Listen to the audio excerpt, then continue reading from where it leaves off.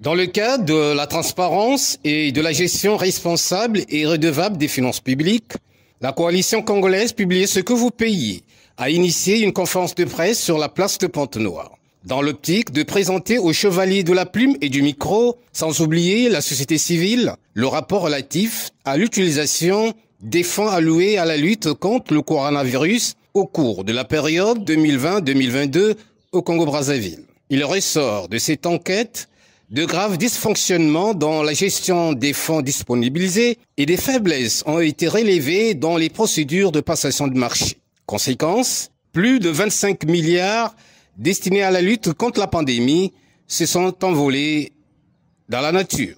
Bon espoir que le travail de relais se fera, parce que pour nous, ce n'est pas tant la quantité qui compte. Pour nous, ce qui est vraiment important, c'est la qualité de la mobilisation.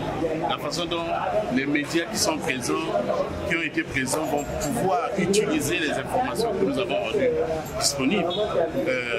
C'est à cela, effectivement, que nous allons évaluer la pertinence de l'action, aussi bien de notre action que de l'action des médias. Au regard de cette situation qui n'honore pas le gouvernement congolais, la coalition congolaise Publiez ce que vous payez fait un plaidoyer en direction des institutions nationales, par exemple l'Assemblée nationale, le Sénat, la haute autorité de lutte contre la corruption, les institutions financières internationales, d'ouvrir des poursuites judiciaires à l'encontre des présumés auteurs de ces crimes financiers.